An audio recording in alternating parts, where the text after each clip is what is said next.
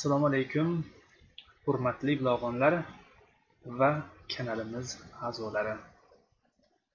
Bugungi ko'rib o'tadigan mavzuyimiz gap filling, shuningdek sentence completion deb ataladi ham. Ya'ni readingda bu ko'plab uchraydigan savollarning bir turi hisoblanadi.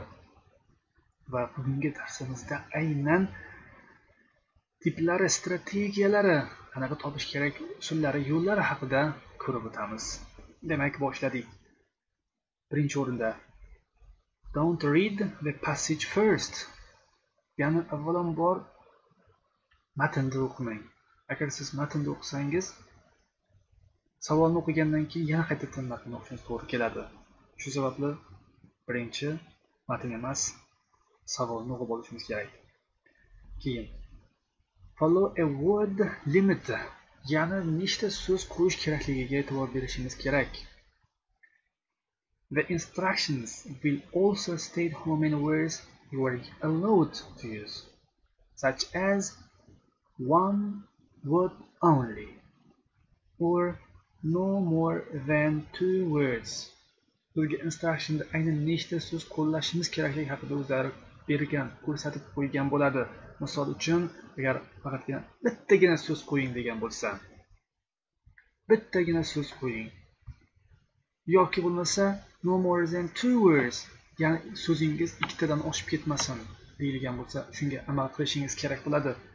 Ya'ni ikkitadan oshib ketmasin degan bo'lsa, siz bitta so'z qo'yishingiz yoki bo'lmasa ikkita so'z qo'yishingiz mumkin. Aynan 3 ta so'z qo'ymang. 3 ta so'z qo'ysangiz, o'z-o'zidan sizning javobingiz xato hisoblanadi. Keyingi o'rinda read the instructions carefully to find out. Ya'ni topib olishingiz uchun instructionni diqqatli o'qishingiz kerak. Birinchi o'rinda how many words you should write for the answer. Ya'ni javobga nechta so'z yozishingiz kerak haqida butun yuqorida aytganimizdek, bitta so'z yoki ikkita so'z. Shunga e'tibor berishingiz kerak. Ikkinchi qiladigan read the sentences before you read the text. Ya'ni sentence, ya'ni savolni o'qib olishingiz kerak. Aynan bizdagi tekst matndan oldin. Uchinchi o'rinda the answers appear in the same order in the text as the order of the list of incomplete sentences. Ya'ni bunaqangi savol turi ketma-ket, navbat keladi. Bu degani siz aynan ikkinchi savolni topsangiz, ikkinchi savolning yuqorisida birinchi savol bo'ladi. Agar siz 2 ni topdingiz, o'shandan keyin 2 dan keyin 3-chi savol turi bo'ladi. Ya'ni in order degani xuddi shunaqa tartib bilan kelishi. 4-chi o'rinda the complete sentences must be grammatically correct. Ya'ni grammatik jihatdan to'g'ri bo'lishi kerak.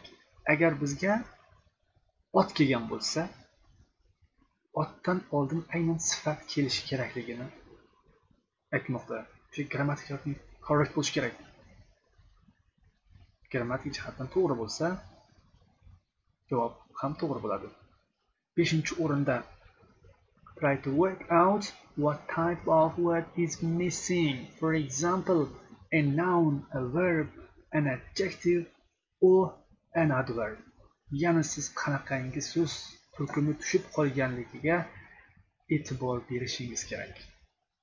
Misol uchun, ot so'z turkumi tushib qolgan bo'lishi mumkin, yoki fe'l so'z turkumi, yoki sifat, ravish so'z turkumlari tushib qolgan bo'lishi mumkin. Bittasi aynan o'sha so'zni ham taxmin qilib ko'rishingiz kerak, qaysi tushib qolganligini.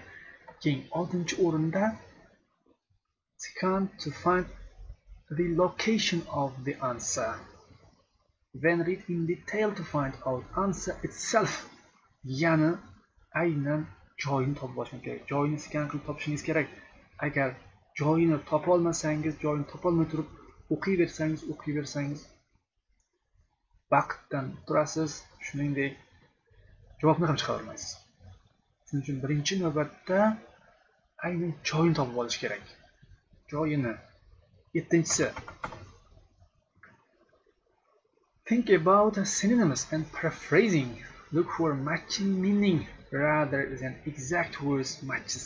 Ya'ni bizga sinonimlarga, parafrazelarga e'tibor qaratishimiz kerak. Bizga aynan so'zma-so'z moslashtirishimiz kerak emas savol bilan matnda.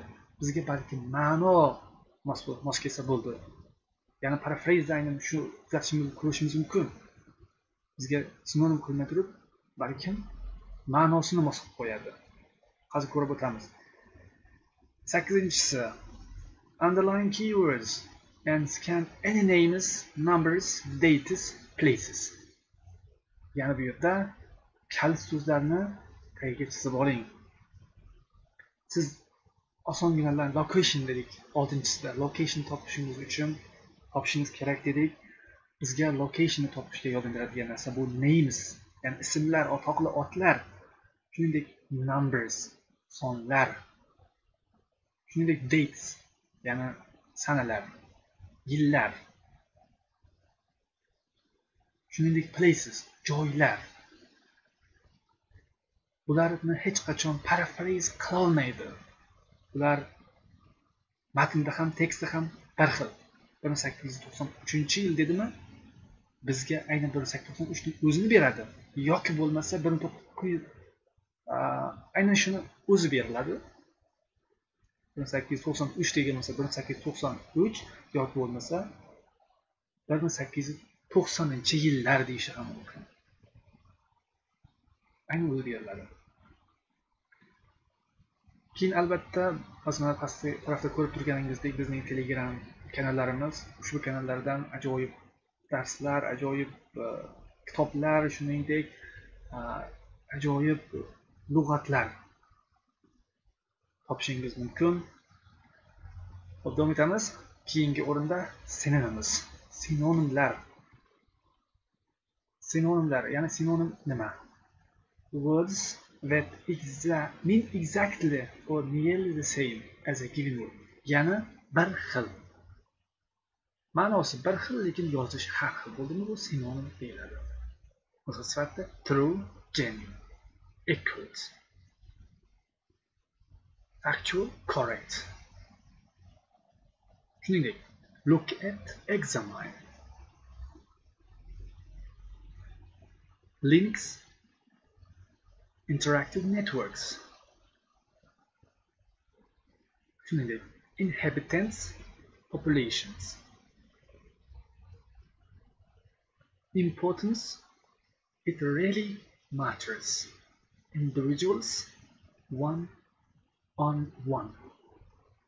Ya'ni bular tasavvur qiling, bizni matnimizda look at degani bo'ladi, savolda esa examine berilgan bo'ladi.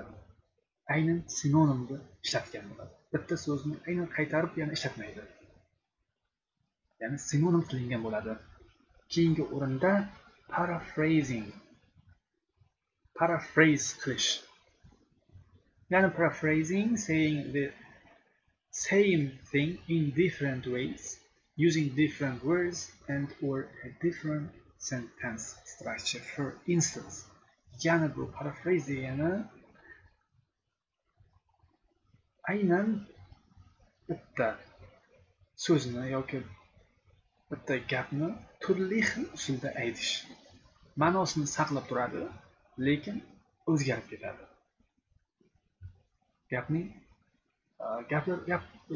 So'zlari o'zgaradi. Ya'ni ma'nosi saqlaydi, lekin ma'nosi aynan bir xil bo'ladi, lekin so'zlari o'zgargan bo'ladi.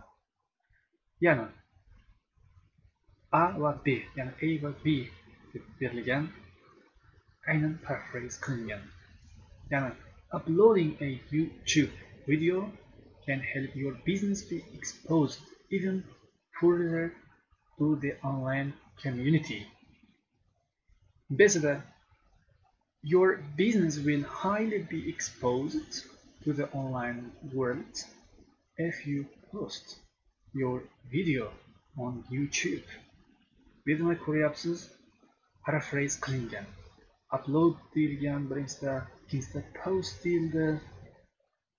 Shuningdek, so'zlar strukturasini o'zgartirildi.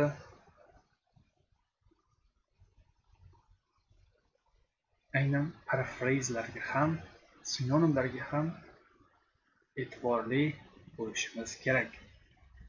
Keyingi o'rinda bizga Alfred Nobel haqida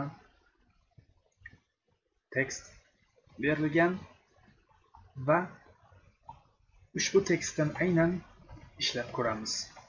Yuqoridagi qoidalarga amal qilgan holatda bizga birinchidan 6-gacha true false not given savol turib berilgan va eslatib o'taman, agar sizda true false not given haqida u qadar ma'lumot yo'q bo'lsa, albatta videoni to'xtatgan holatda oldingi chiqargan darsimni ko'rishingizni maslahat beraman. U yerda aynan true false not given haqida ma'lumot berilgan.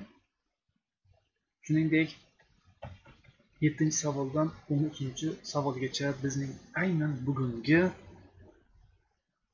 ko'rib o'tishimiz kerak bo'lgan savol turi, gap filling, sentence completion savol turi 7dan 13gacha aynan ushbu savol turi berilgan. Endi birinchi o'rinda true false not given qisqacha bo'lsa, true bo'ladigan bo'lsa, passage bilan bizga aynan savolimiz bir xil keladi, bir xil tushadi. Agar false bo'ladigan bo'lsa, bizdagi passage bilan aynan savol turi bir-biriga qarama-qarshi zid keladi. Agar not given bo'lsa, bir-biriga mos ham kelmaydi, bir-biriga qarama-qarshi ham kelmaydi. Ya'ni yo'q bo'ladi. Bu not given bo'ladi. Endi esa aynan ko'rib o'tamiz. Bu yerda bizga aynan the first Nobel Prize was awarded in 1895. Aynan mana 1895-yilda birinchi marotaba Nobel Prize taqdirlangan. Aynan ushbu savolni tekstda xuddi shunaqa deyilganmi? Hozir ko'ramiz. 1895-yilda deyilgan. Olib olamiz aynan. So'zlar true false not given'da ham ketma-ket keladi. Shunga e'tibor berish kerak. Savollar ketma-ket keladi. Yana A paragrafni ko'ramiz. Since 1901, the Nobel Prize had been honoring men and women from all corners of the globe for outstanding achievements in physics, chemistry, medicine, literature, and for work in peace. The foundation for the prize were laid in 1895, when Alfred Nobel wrote his last will, leaving much of his wealth to the establishment of the Nobel Prize. Yana qarang bu yerda 1901-yildan beri aynan Nobel Prize erkaklarga, ayollarga dunyoning turli burchaklarida deyilyapti. Fizika, ximiya, meditsina, shuningdek literatura bo'yicha ajoyib yutuqlar uchun taqdirlanib kelyapti. Va the foundation for the prize were laid in, aynan tamal toshiga esa 1895-yilda qo'yilgan. Tamal toshiga ko'rasizmi? Tamal toshiga 1895-yilda qo'yilgan ekan. Ya'ni aynan Alfred Nobel o'zining vasiyatida aytilgan ekan va uning ko'plab mol-mulklari aynan shu taqdim etishga sarflangan ekan. Bizga 1901-yildan beri. Bu yerda esa 1895-yilda bizda savolda berilgan edi. Birinchi marotaba 1895-yilda aynan award mukofotlandi deyildi. Bu yerda 1901-yilda mukofotlanib kelyapti. O'z-o'zining ikkasi bir-biriga qarama-qarshi false javobi chiqadi. Ikkinchi savol turida Nobel's father wanted his son to have a better education. than what he had had.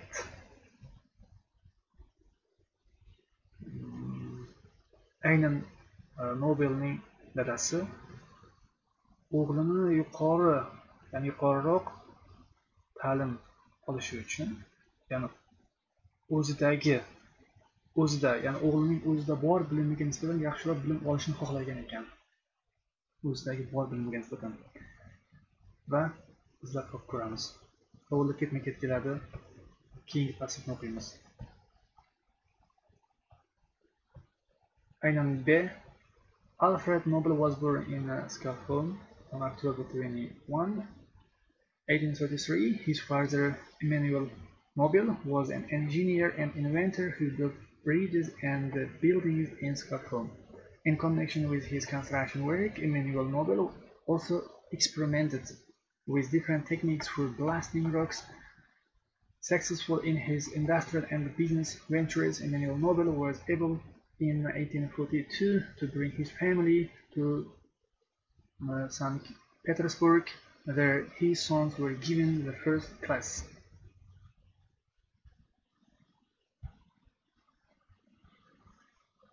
Education by private teachers.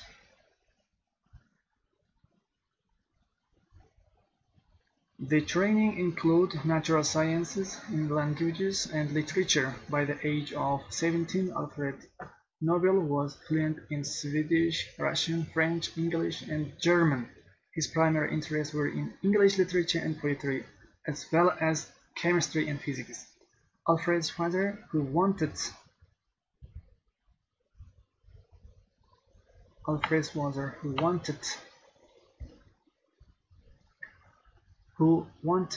his son to join his enterprise.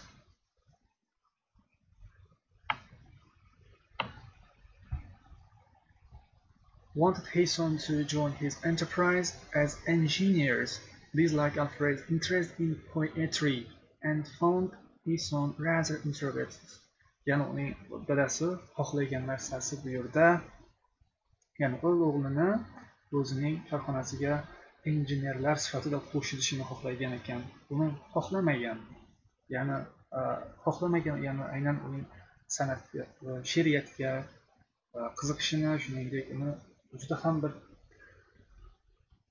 uyatchan odam deb topgan ekan. Shuningdek, bizga aynan shu yerda berilgan. Xo'p, keyingi o'rinda bizda savolda Nobel's father wanted his son to have a better education than what he had. Ya'ni ta'lim olishini xohladi.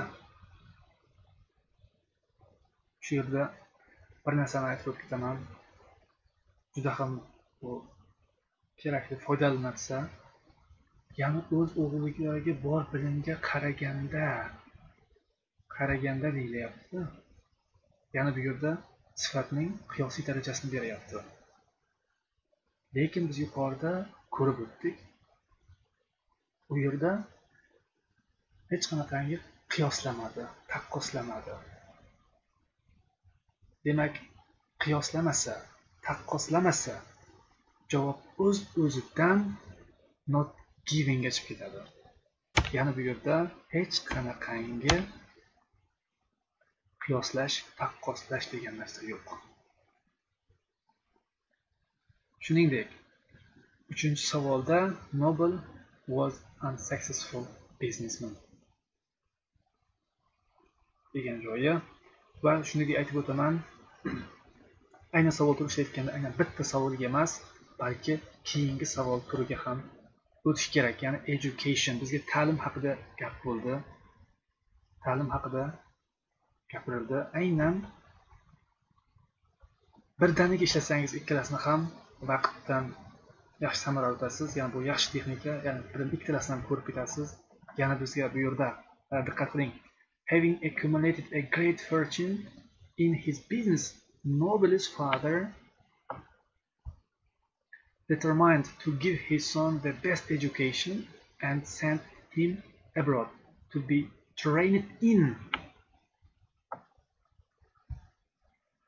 Yana aynan best education va uni sent yuborganligi, chet elga yuborganligi ta'lim olish uchun.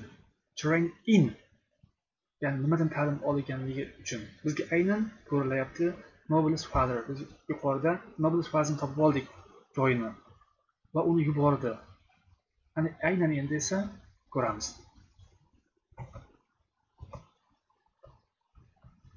Keyingi passajda ko'ramiz.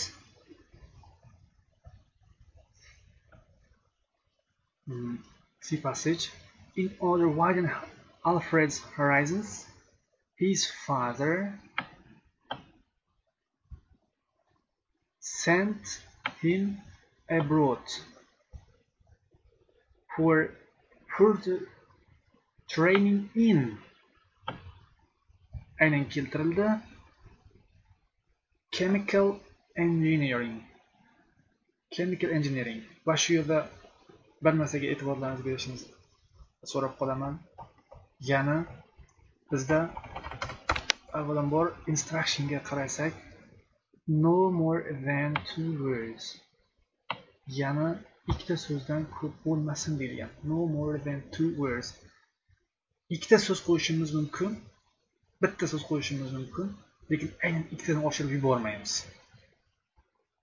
Va bu yerda trained in, chet elga yubordi ta'lim olish uchun va nimani o'rganish uchun. Nobelning otasi, dadasi. Aynan ko'ramiz. Biz yuqorida kelib qoldik. Trained in chemical engineering. Chemical engineering. Chemical engineering.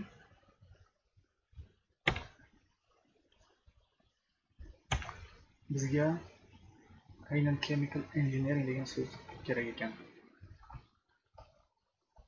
Belgilab olyapmiz va o'z-o'zidan chiqaryapmiz. 7ga chemical engineering bo'ladi. Va keyingisida during Nobel's study in Paris, joy nomlari kerak bizga. He wanted in a private laboratory. Aynan shaxsiy laboratoriyada ishlayapti. Where he came in contact with a young engineer. Qandaydir bir yoshgina injener bilan muloqotga kirishibdi. Buni ko'ramiz. Parijda topib olamiz laboratoriya va kim bilan nima qilganini topamiz.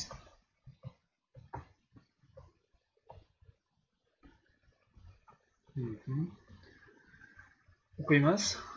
During a 2-year period, Alfred Nobel visited Sweden, Germany, France, and the United States. In Paris,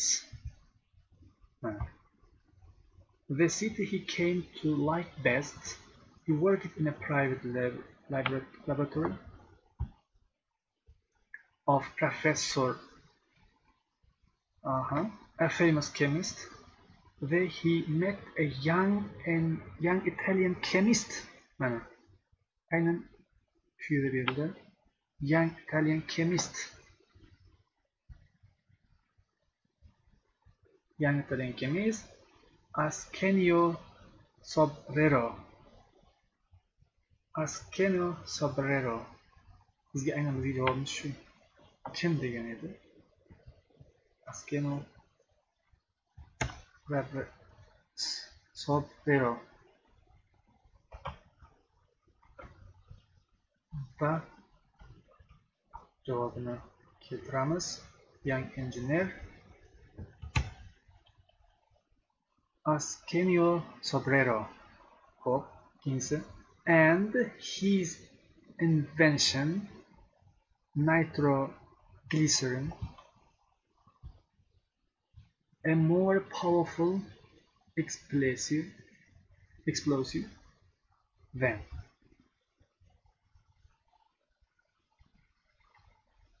A more powerful explosive. Ya'ni juda ham portlovchi modda than nimaga qaraganda. nimagadir qaraganda xo'p to'p olamiz.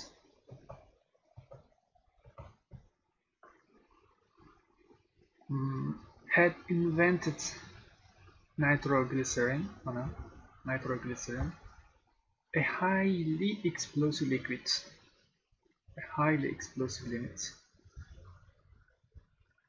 but it was considered too dangerous to be any of practical use, although its explosive power greatly exceeded that of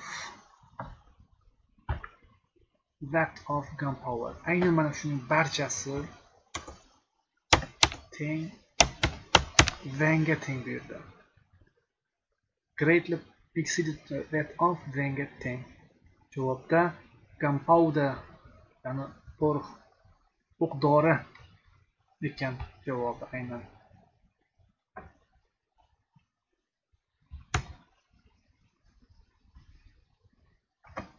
Olib borib bularni qo'yamiz. Gunpowder. Aynan ko'ryapsiz. Ikkita so'z yoki bitta so'z ishlatyapmiz. Bundan ziyod emas. Gunpowder. To'g'ri.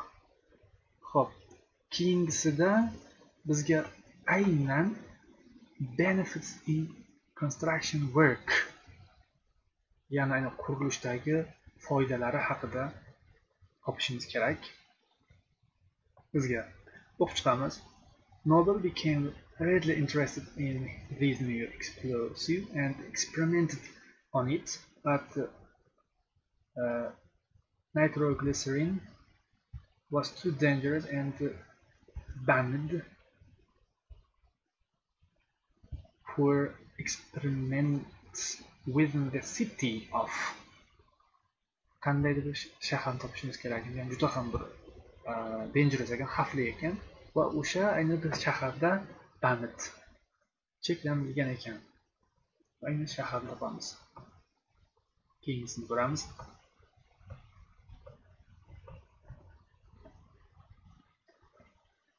Aynan kelib qoldik shu yerga. The liquid would explode in a very unpredictable manner if subjected to heat and pressure. Alfred Nobel became very interested in nitroglycerin and how it could be put to practical use in construction work. Aynan construction work. He also realized that the safety problem had to be solved and a method had to be developed for the controlled detonation of nitroglycerin. Bu yerda yo'q. Sitarli ketmadi. Paragrafni o'qiymiz. After his return to Sweden,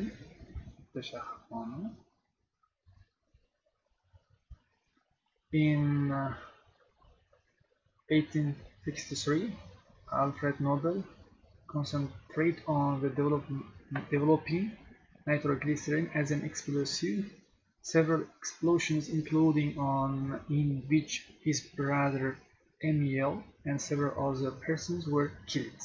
Aynan mana shu yilda 1814-yilda uning o'tkazib ko'rgan ekan va akasi va bir necha insonlar o'lgan ekan. Convinced the authorities that the production was exceedingly dangerous. Mana exceedingly dangerous degan joy bo'ladi. Haddan ziyod xavfli. Too dangerous ni bergan edi. Exceedingly dangerous, too dangerous. Aynan bizga sinonim o'qib beryapti. Sinonim. They forbade, ban degan joy bor edi. They forbade further experimentation with nitroglycerin within city limits. Bizga aynan city joy nomi, bizga mana aynan javob shu yerda. O'sha yerda olib berildi javob.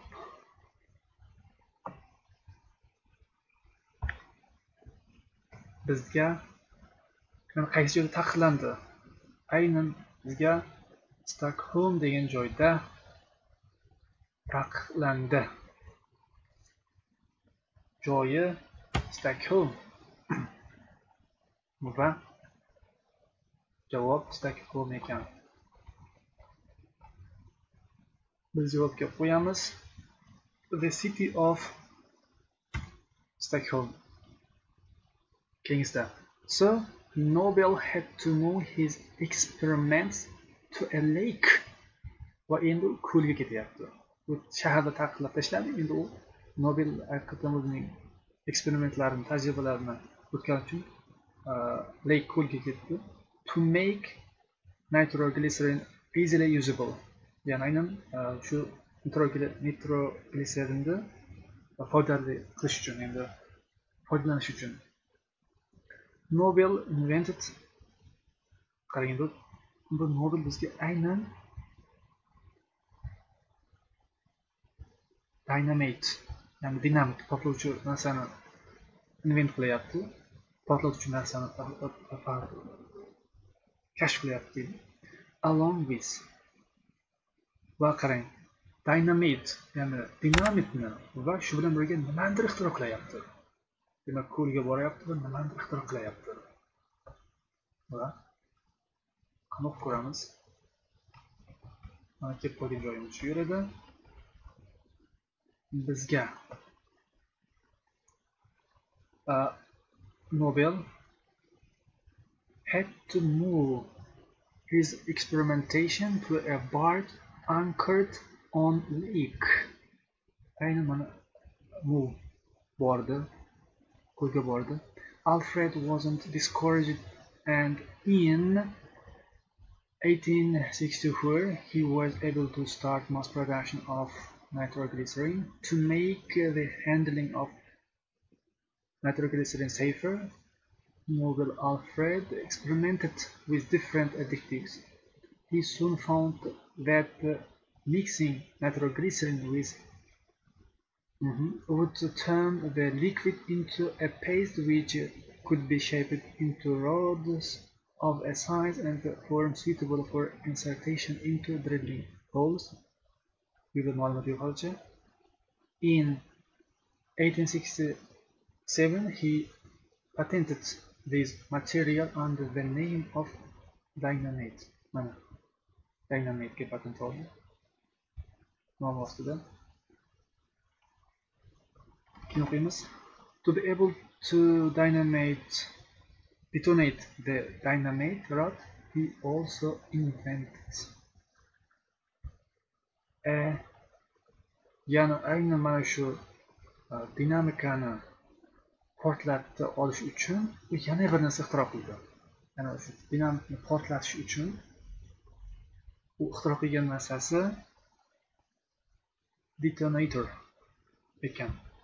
Ya'ni blasting cap, ya'ni o'sha moslama. Aynan portlatadigan moslama ekan bu. Which could be ignited by lighting a fuse.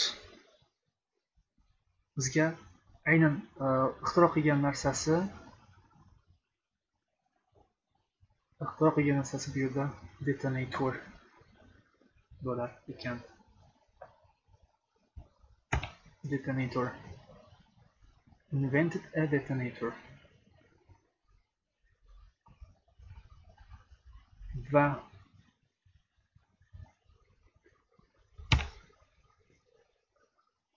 keyingisida, while in the meantime became popular. Ayni shu paytda nimadir became popular. Mashhur bo'libdi. O'qiymiz shundan keyingisini.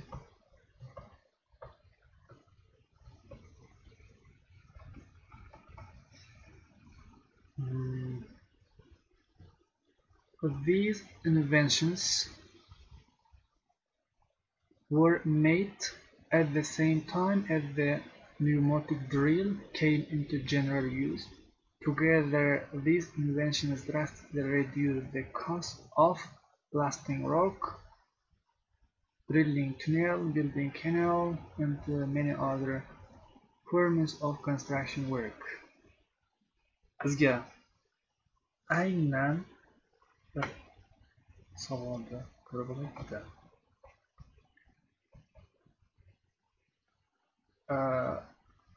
While in the meantime became popular, all of which dramatically lowered the lowered the. Bu yerda ayni bir vaqtning o'zida degan ekan. These inventions were made bizga aynan at the same time. Meanwhile, so'ng bergan. As the pneumatic drill came into general use. Ya'ni bu yerda mana general degani umumiy foydalanildi, ya'ni barcha tomonidan foydalandi, umumiy foydalandi degani became popular. Ya'ni bu yerda paraphrase qilgan. Became popular, came into general use va keyin became popular. Paraphrase bo'lgan. Ikkita so'z degan bu yerda. Bizga ikkita so'z bo'lgandan keyin pneumatic drill bo'ladi javob. Pneumatic drill. Aynan.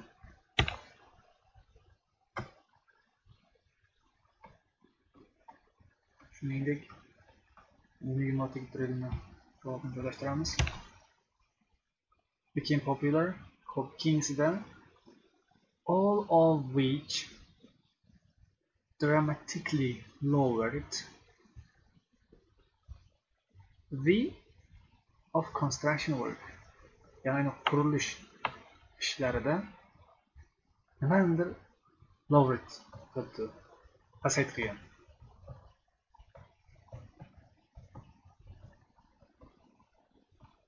Bizga aynan o'qiymiz. Together, these inventions drastically reduced or drastically reduced drastically dramatically reduced to lowered bilan berdi. Bu yerda the cost bizga aynan cost, yani blasting rock, drilling tunnels, building canals, and many other forms of construction work. Bizga aynan cost deyildi. Ya'ni narxni o'zlari shu yerda keyin bir narsaga yana ham aytib o'tishim kerak. Ya'ni biz yuqori aytgan edik, biz aynan qanaqa so'z tushib qolganligini bilishimiz kerak. Otmi, sifatmi, ravishmi? Agar shu yerga e'tibor bersangiz, bizga aynan artikel turibdi va artikel turibdi. Biz aynan artikelni otni oldidan ishlatamiz. Ko'ryapsizmi? Ot turibdi, ya'ni artikel turibdi. Artikel turgandan keyin bizga ot kerak degani. Bizga aynan yuqoridan izlaganimizda ot so'zini ishlatishimiz kerak. Biz aynan boshqa so'z turkumini sifat